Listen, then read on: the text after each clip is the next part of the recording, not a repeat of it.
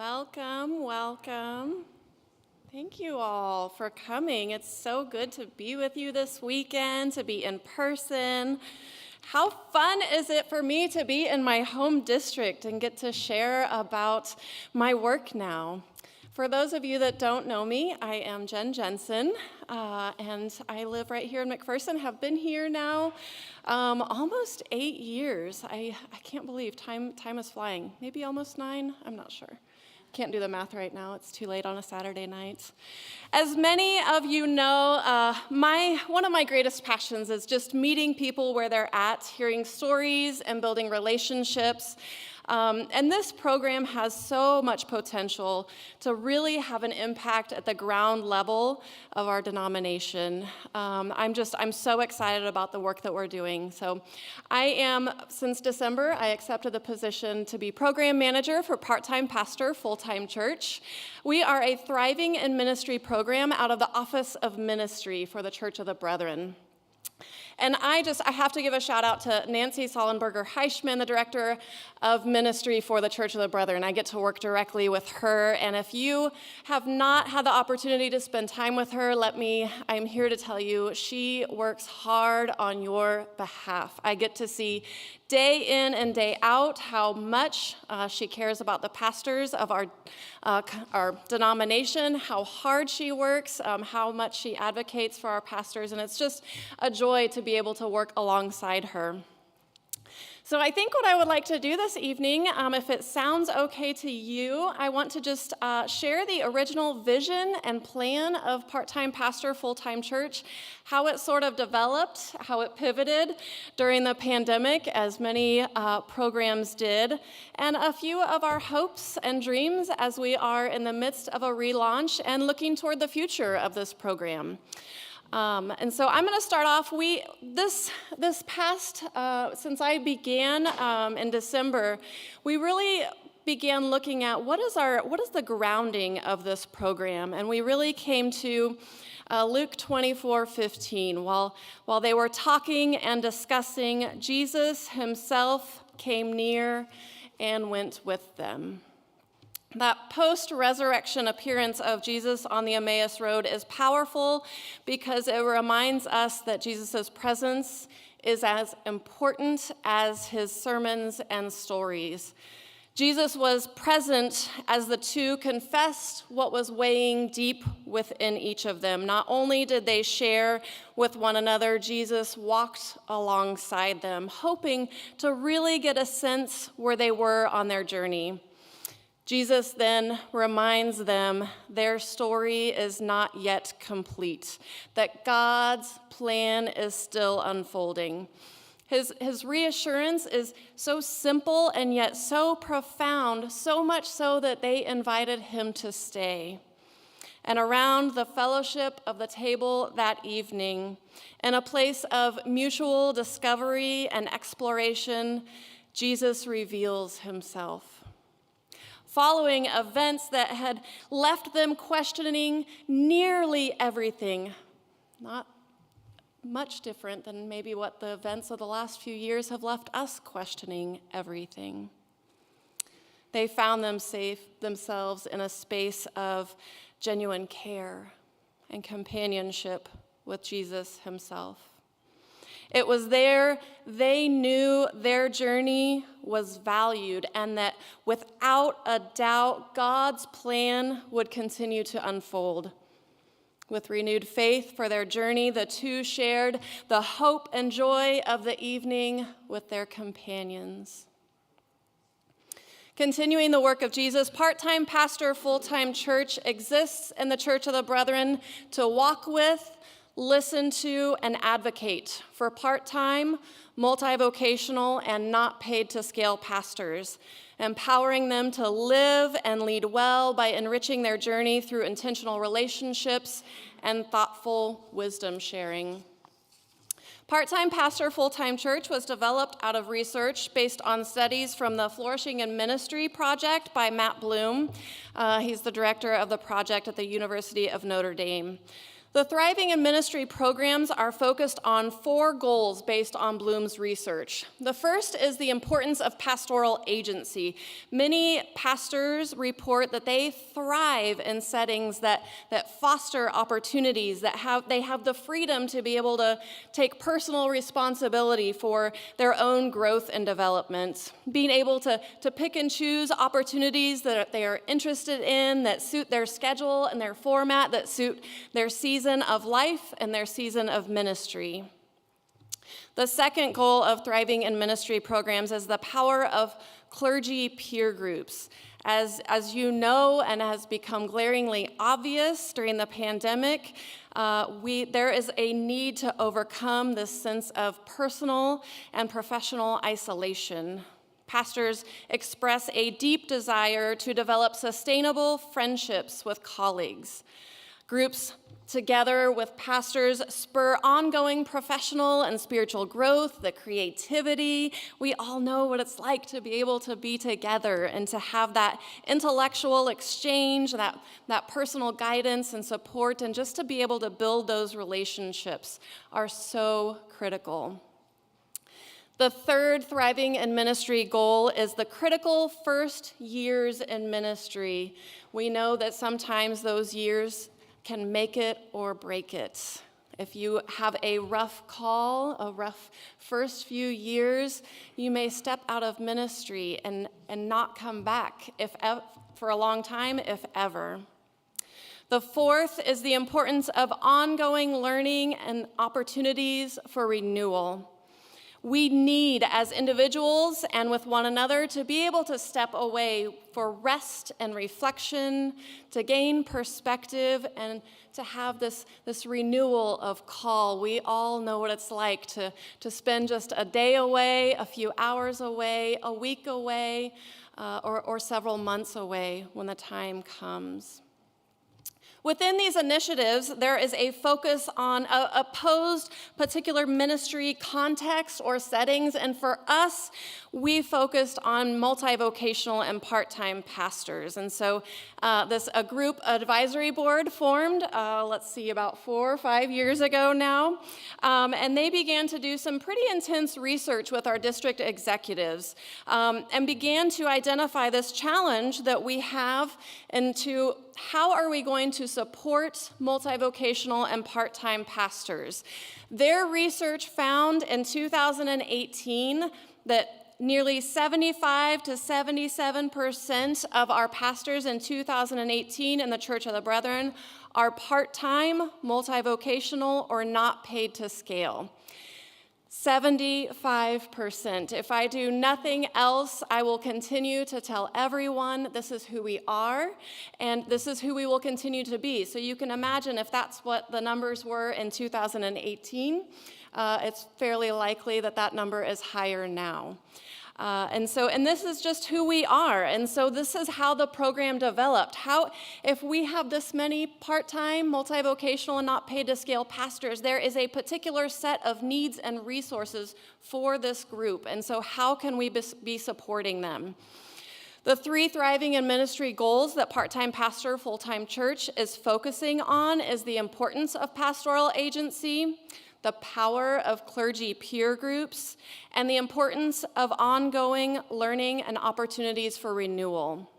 And so the initial process that was developed in 2018, 2019, as this was developed, was that pastors would apply online.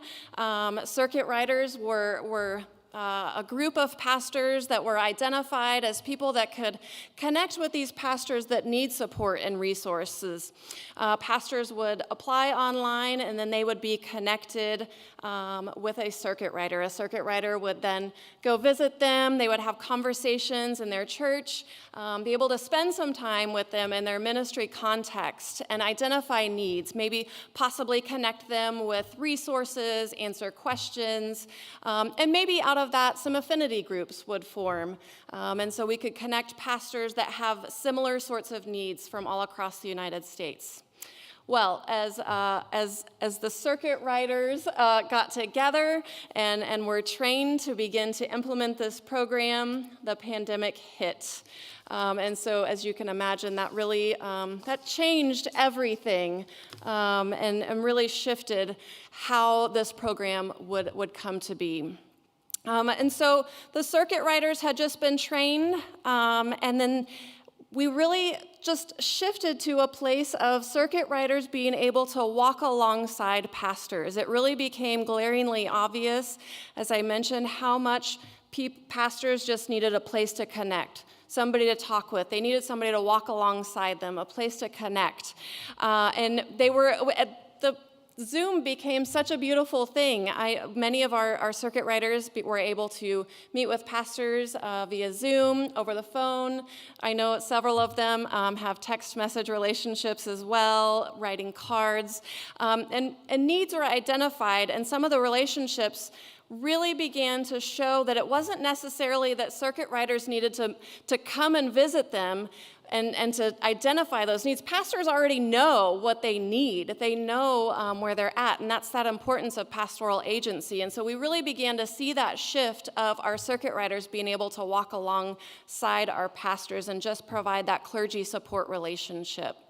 The other thing that happened in the shift during the pandemic was our initiative to begin offering online groups, book studies, support groups, spiritual support, and really trying to, as we all shifted to Zoom opportunities, we began to open it up and realize we have lots of other opportunities here. And so it was really a beautiful thing. We learned a lot through the pandemic, and as I have come into the program, it's really been a wonderful opportunity to evaluate those initial first goals, how it shifted during the pandemic, and what we want as we're moving forward, as we're looking toward the future of this program, and folded into the fabric of our denomination. So what has really emerged is 2 goals for part-time pastor, full-time church: intentional relationships and wisdom sharing. Our intentional relationships are open to all part-time, multi-vocational, and not paid-to-scale pastors in the Church of the Brethren. We shifted away from this need to apply, to be connected, just by virtue of being a part-time, multi-vocational pastor in the Church of the Brethren. You have access to these resources, and so all you have to do is go online to our website. I'm so excited, it's been updated, and you just put in an inquiry form, and we get you connected with a circuit rider. Our circuit riders are really the core of part-time pastor, full-time church.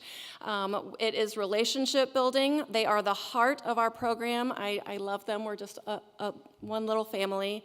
And they just really provide mutually beneficial clergy peer relationships. In a few minutes, Keith Funk is one of our circuit riders, and so I'm going to have him share a little bit about what that has meant to him.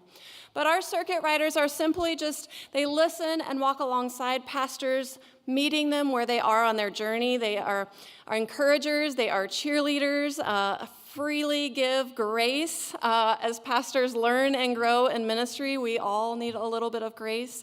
Pastors frequently feel like we have to rely on ourselves, often feeling isolated, and so circuit riders are there to just provide that intentional clergy peer relationship. Circuit riders are located all across the United States, and so we're able to match people geographically based or based on particular interests. Keith, with his experience in rural ministry, small town ministry, even if we have somebody in Ohio or, wherever it might be, it's important that we're, you may want to be connected geographically, but we can also connect you with somebody who has similar sort of interests. We have a church planter as one of our circuit riders, and several of our circuit riders have different sorts of interests that we can connect you with based on interest or based on geographic location. The second piece is wisdom sharing. This is open to all pastors. I know several of you here have taken advantage of this. It's open to all pastors, lay leaders, and we really want to just provide small group connections, interactive participation on topics that are relevant to pastors' work and well-being. Pastors then can have that direct access to one another and build relationships in small groups. You set your own direction. in. You choose options that appeal to you based on the topic that we are providing. It's on your timetable. We have webinars, book studies, open group spiritual support, and it's ongoing. As I'm listening to conversations and we are out with people, we're listening. What do you need? What topics do you need to hear about? And so we have a variety of things that we have on our list that will be upcoming this year and that we will continue to try to offer as we go. So if you have particular topics that you're interested in or need to hear about, please don't hesitate to stop one of us and let us know or send me an email. Most of our groups are led by part-time pastor, full-time church circuit riders, nationally known speakers, denominational leaders, as well as peers sharing from their own field. You all are the experts in your own fields as well. Many of our opportunities also offer CEUs. It's very important to us that we are offering CEUs in as many different ways as possible. We know it can be sometimes hard to get those CEUs, particularly if you are working 40 hours a week in another job.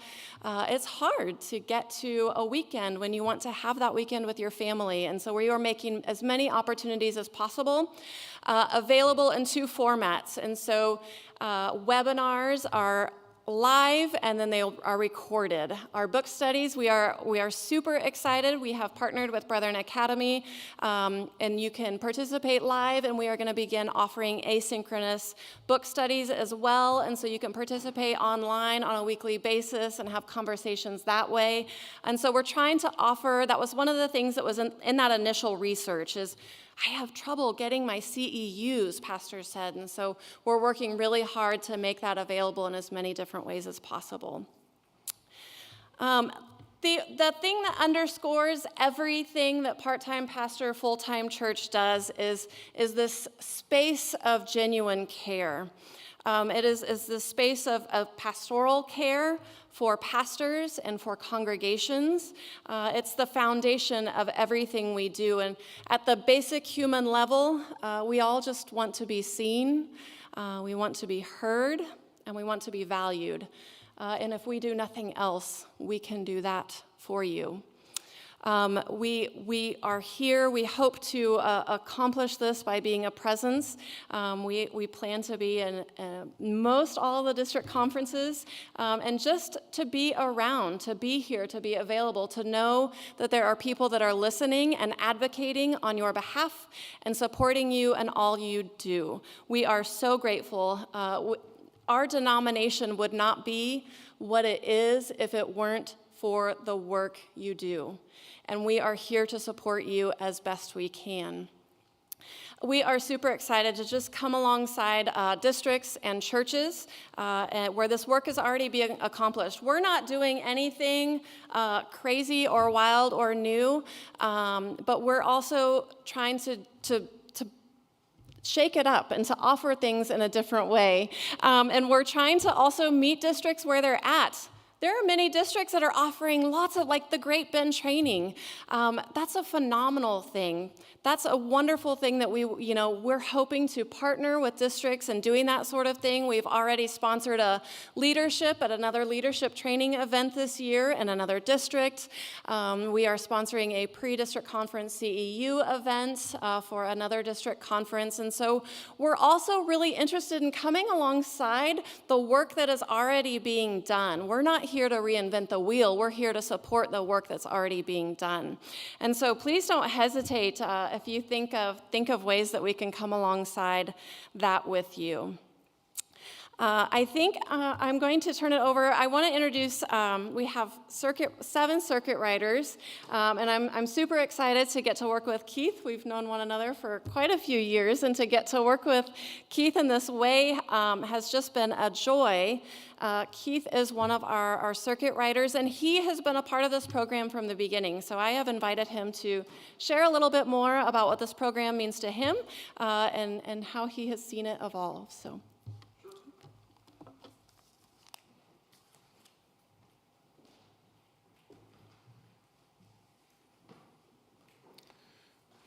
Thank you, Jen. Yes, I am a circuit rider. No, I don't own a horse. So Back in early 2020, we were finishing up our training in Virginia as circuit riders, and I remember coming back on the plane, and it was on the plane that we were hearing the score of the Super Bowl, Kansas City and San Francisco.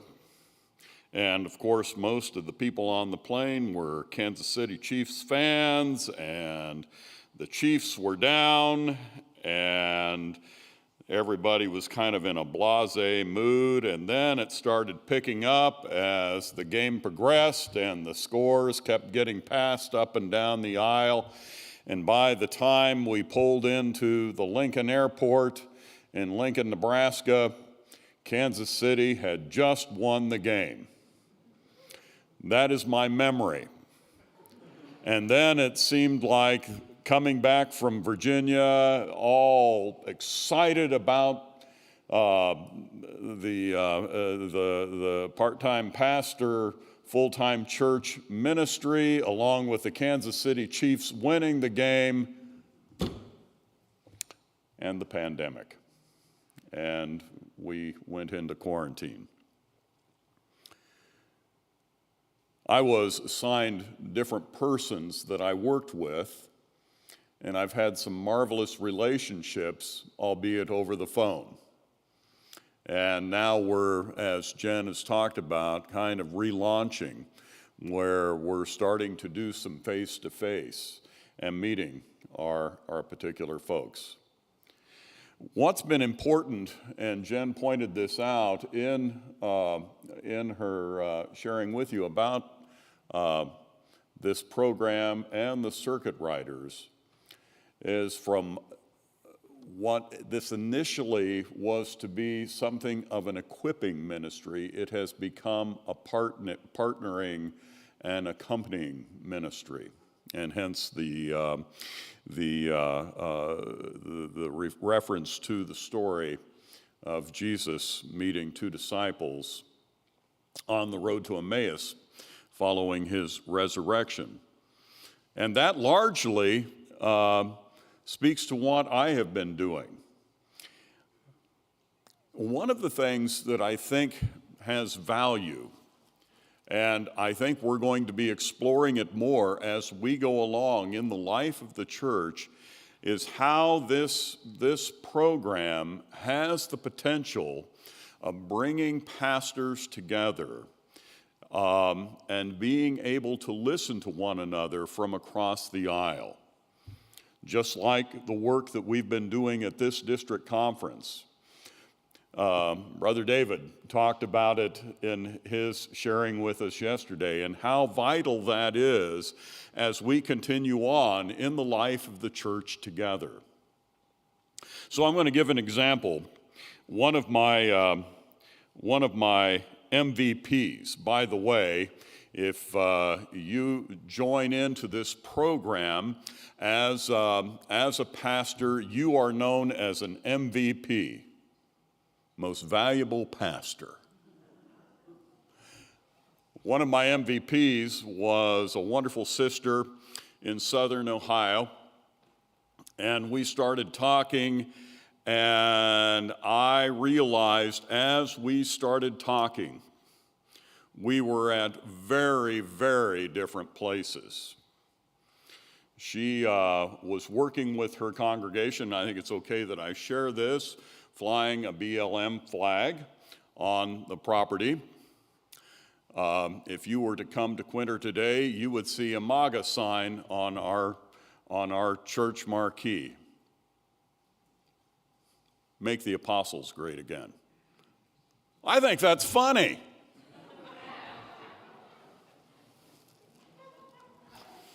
Boy, come on. But as our relationship developed, it was necessary that though we were in quarantine and we couldn't visit one another, she and I want to also say that I needed that time to talk with her just as she needed that time, because as this was going on, she was also working with the police in an urban situation where there was some necessary work that needed to be done with pastors and police. At the same time, her husband was dying. And in fact, her husband died during the pandemic and during the quarantine. And all the while this is going on, and while she couldn't meet with an aging congregation, and she was checking in with each one of her parishioners, it was that opportunity that we had monthly, talking on the phone, listening and sharing together, bearing some of those burdens, that enriched her and it enriched me. It was a time of partnering and listening and walking together. And I think that's one of the real values that came out of this. We weren't necessarily anticipating this from the beginning. She retired, and but I made a friend. And the beautiful thing about it is that we're still not at the same place, but we had a relationship that came out of this. I'm working with another brother in northern Ohio whom I'm meeting at the end of next month. We're finally going to get together and look forward to that visit and sharing with him as he's been working through, again, the effects of the quarantine, how he is dealing with issues in his small congregation, which is more like the situation that I'm in a small town in a more rural setting. But again, a wonderful relationship, and I have one in Kansas, and I'm delighting in that, and I'm looking forward to more of what can happen as we continue together. So it's a ministry of presence, and that's why I'm here and why my sisters and brothers who join with me in the Circuit Riders are here, to walk alongside and to share and to listen, and hopefully to provide some help with equipping and where to go. And Jen mentioned a lot of what that just might be. Jen also shared with you that in the last study that has been done, 77% of the pastorates in our denomination are known as otherwise as multivocational pastorates. Mine has become that as I do some substitute teaching, and I also serve in this role. That's going to continue. That's going to mark us as we go forward. That's who we are. And so this is just a realistic way of working at that while we lift that vocation up at the same time. And hey, what we want you to know is it's going to be great to be a multivocational pastor. It's good. And maybe there are going to be some ends from that way of doing pastoral work that maybe we haven't found before. It's a possibility. Okay? So, as Jen said, I hope that by having these kinds of sessions in our various district conferences across the nation, this gives opportunity for inquiry as to what might be needed, what you might be looking forward to as you're a pastor and would like to be a part of that program. Okay? So, with that, Jen, what? Should we open it up, or do you have a few more things? I have a few more things. Okay. Okay. I do want to tell you, where you can find all this information, there are brochures back in the back that you can scan and go to our website to be able to see upcoming events. It will take you to a place where you can fill out an inquiry form to get connected with a circuit rider. I also want to share that this year we are also offering spiritual direction and clergy coaching as we are emerging from this pandemic and in this shifting of ministry. We know that people are really trying to figure out who they are, what their future holds, and so we're trying to find as many ways as possible to walk alongside you with that. So we have partnered with several clergy coaches and spiritual directors, and we are offering 3 to 6 sessions of those, each of those as well. It's really important. It's just like we have, an orthopedic surgeon and a psychiatrist and each of the different types of doctors, and we're caring for the body in each of the different ways that we're doing that in our ministry, professional and personal lives as well. Some of our upcoming events, I'm really excited. We will be offering a Tech Chaplain series, and she has her doctorate in technology. She has her master's of divinity, and really working with pastors on how to effectively use technology. And so she has a series that we are offering on hybrid ministry, what that looks like now as many of our congregations have returned to in-person, but we still have an online presence. What does that mean to be able to do that effectively, not add double our workload, and what are some tips and tricks for that? She will also be offering a webinar on all the different Canva and all those different sort of apps that we can be using to help make our ministry more effective.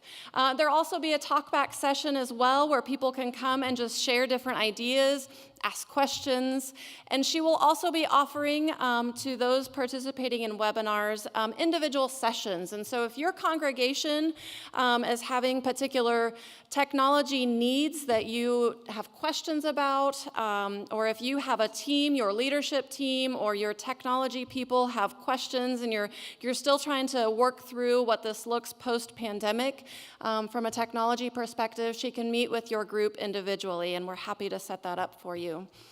This fall, I'm really excited about an ongoing series called, or a book study called Ongoing Harvest. It's a focus on rural ministry. Our denomination is really focusing on being Jesus in the neighborhood, but that looks different when we're talking about rural ministry. What does that look like when our neighbor is a mile down the road?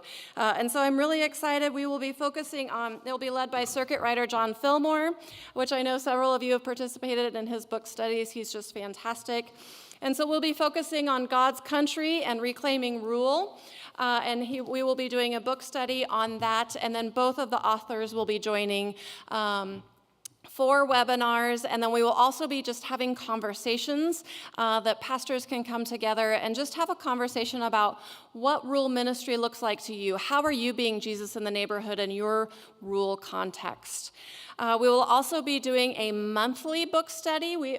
For the most part, we've done weekly book studies, but we're going to also try a monthly book study. We know it's hard to carve out that time every single week, and so we're going to try a monthly that will also be offered online on Positively Irritating, led by another circuit writer, Ryan Brott, and that is just embracing the being more faithful and innovative sort of church, and just embracing that post-Christian world from a different perspective. And so please feel free, I'll set these out there, feel free to take a look at the books. All of our book studies, we make the books, get the books sent to you. You don't have to purchase them, and then CEUs are available.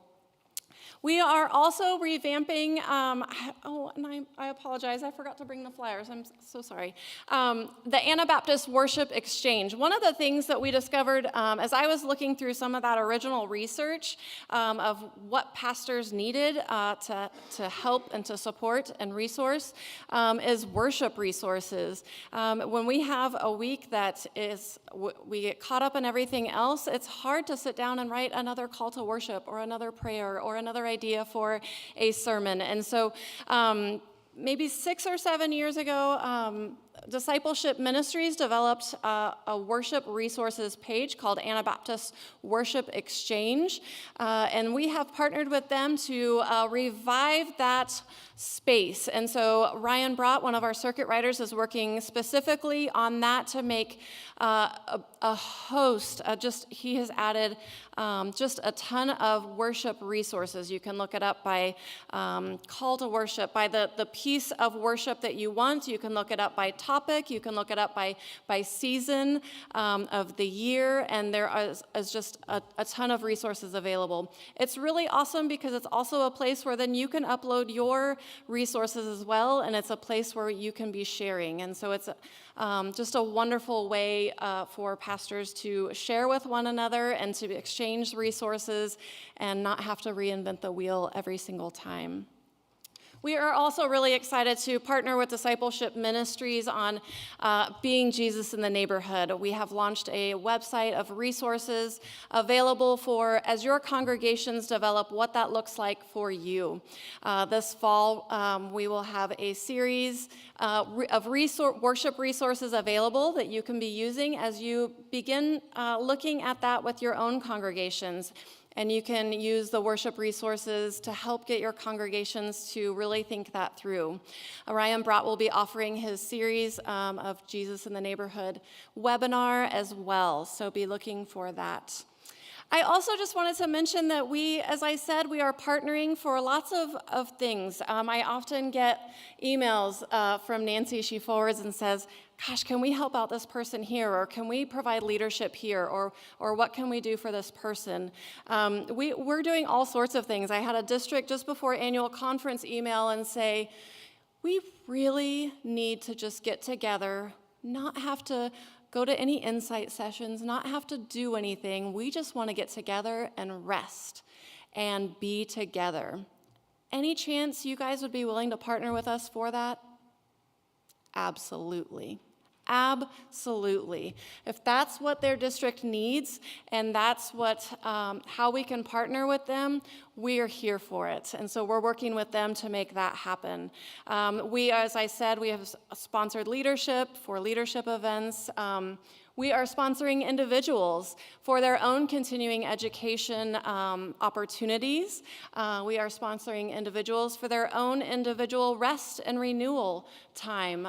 Oftentimes, our churches don't have the funding needed, and so we are fielding those and listening and trying to meet people, districts, congregations where they're at, and trying to help in as many different ways as possible. And so please don't hesitate to send me an email, to give me a call. I'm happy to sit down and listen. One of my favorite things to do, I love to open my calendar and realize I have Zoom meetings all day long because that means I get to be meeting with people and just get to sit and listen. One of my favorite things to do is to get an email from a pastor that says, I don't know what to do about this.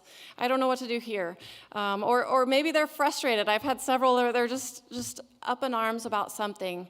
And I'll say, let's set up a Zoom meeting. And just to get to sit and listen. And so above all, know that we're here, we see you, we hear you, and we appreciate you, and we appreciate all that you're doing. We may not always have the answers, but we'll find them for you, and we'll walk alongside with you. So with that, I think we'll open it up. Do you all have questions or comments? I'm happy to listen. What do you need? Yes, Gail.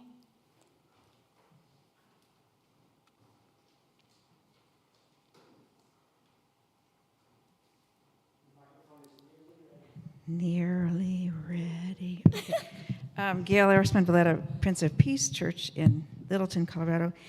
I just want to say what a nice shift this is because, I've been in the denomination all my entire life, and this is a way that the denomination is really making resources free at no cost. And what a gift. Like you're in a book study, they mail you a book for free. That's just really amazing. And so it's been, it's like a shot in the arm. And also the denomination, shout out to Faith in Action grants. Woohoo. We're getting money, which for the lack of $1,000 or 5,000 or $100, you know, we've been kind of stymied, and it's really just a real opportunity. So thank you.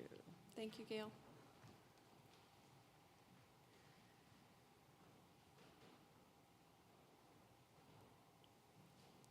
It's late. We've had a long day. Yes.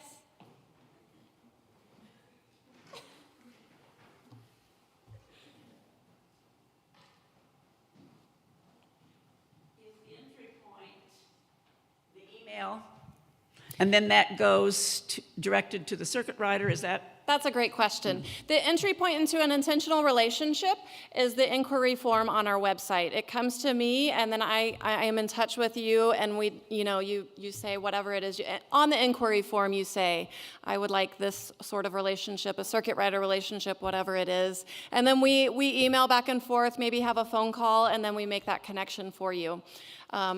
For everything else, for all of our webinars, our small groups and that sort of thing, you can join them at any point, at any time, as you are able and as you are interested. There is registration for book studies, and we do keep them fairly small to provide that space, and so registration does close.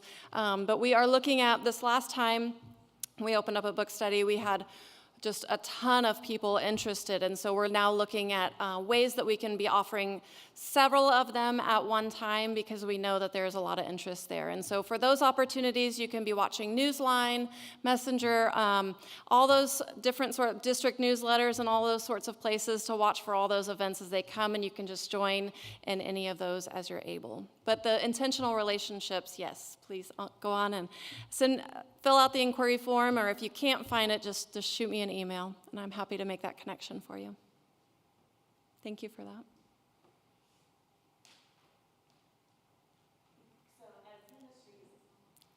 I don't know. As ministry is evolving and changing, I'm just curious then, and I think I've asked this personally to you, but I want to clarify it for others too.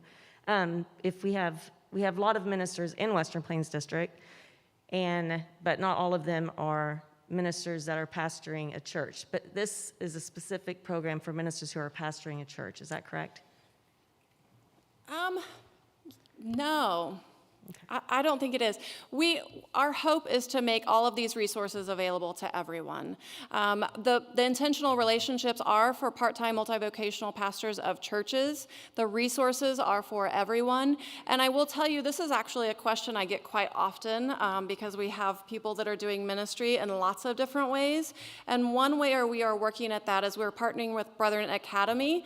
They have developed a program called Strength for the Journey, and they have small groups that are forming around different types of ministries, whether it will be groups of spiritual directors or groups that are doing campus ministry or groups that are chaplains in hospitals, and trying to keep that connected and provide those small group of opportunities.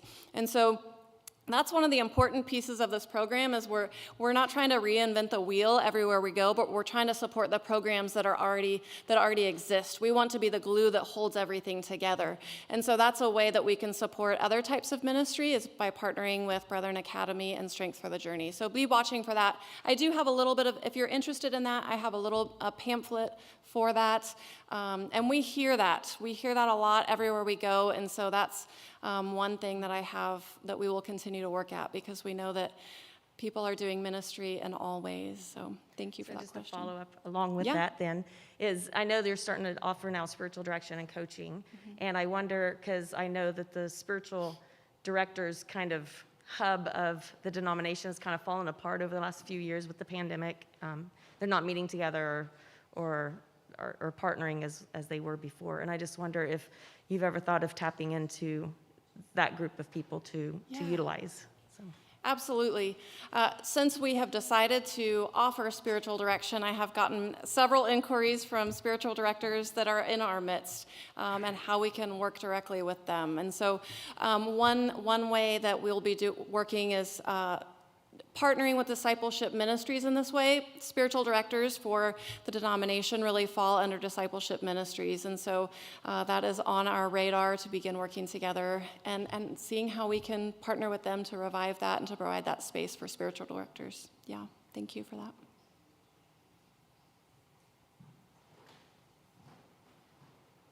Oh. So I'm tagging on an announcement that Please Jen do. can tell you more about. But I'm excited to hear more from Jen during her Ventures in Christian Discipleship presentation. So that is December 6th. It's a Tuesday evening. And the title is Beyond Burned Out to Boundaries and Balance. And one of the important things there is it is for lay and pastoral leaders. And so you can say any more that you want, but we'd love to have you on Ventures when Jen is sharing. Yes. Our program is specifically geared toward pastors, and I was so excited when Monica said, would you be interested in doing something?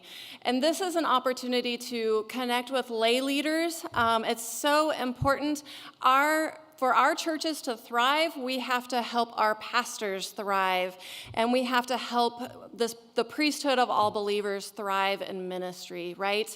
And so I will be talking about, we're going to be using from Burned Out to Beloved, and we're also going to be looking at the Resilient Leaders Project out of the Seattle School of Psychology and Theology.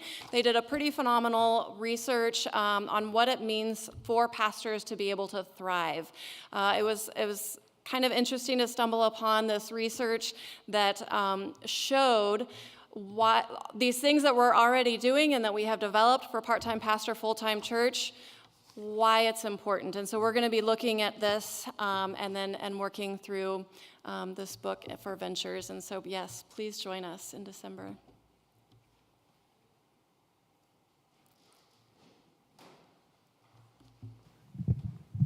Anita Christian, and I will self-identify.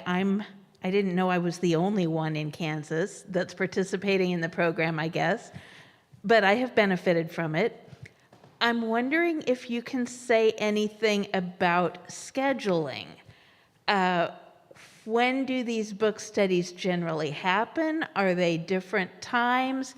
I think there's one of them where you do it on your own time sometime during a week, which, sounds easier than trying to be somewhere on Zoom on Tuesdays at 6, although I tried that, and we made it happen.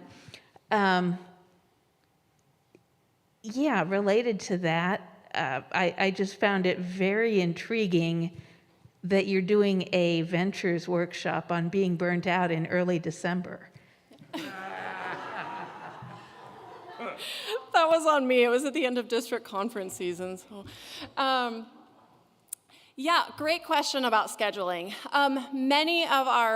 Currently our book studies are on Tuesday evenings. We're adding Monday evenings this fall for our 2 different book studies. What we are also adding that you alluded to is the asynchronous opportunity. We had several that really wanted to participate in our book study that's going on right now, but just couldn't make that time slot work. And so I got together with our circuit writer, John Fillmore, that's been doing these book studies from the beginning, and we just said, how can we meet this other need? We can't just, we've said from the beginning, we have to be offering this in as many different ways as possible. Not everyone's schedule fits that need. And so how can we do this for book studies as well? Well, you can't provide that same sort of support and just record a book study.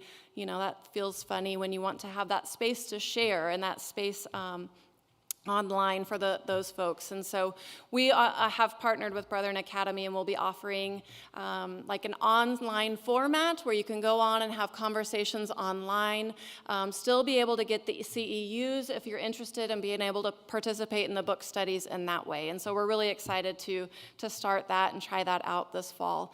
Our webinars are all recorded. They are offered live, but they're all recorded. And so you can find on our website, you can find all of our webinars as they happen. Then you can find them available later for viewing as well.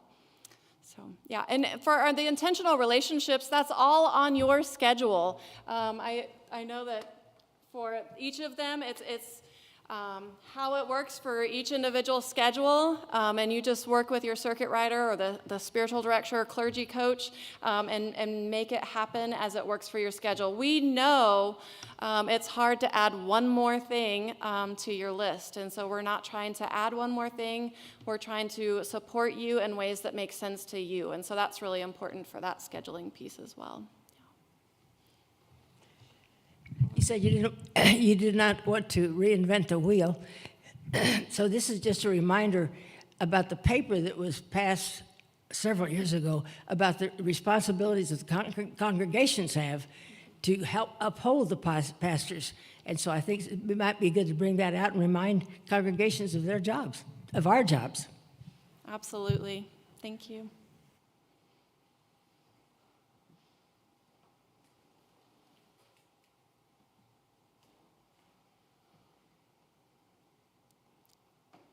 Anything else?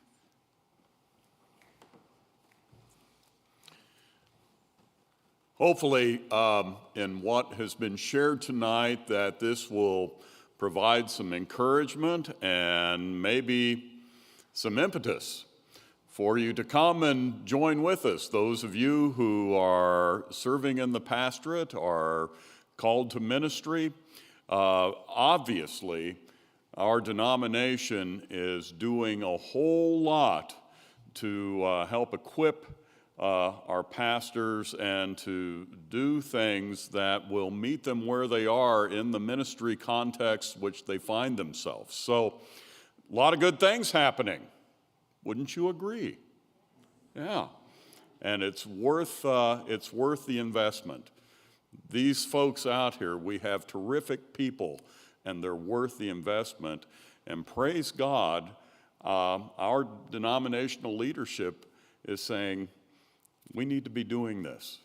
And so we have a generous grant that allows us to have the kinds of resources that Jen is talking about that avails the very things that she was naming to us. Take advantage of it. Come on. Okay?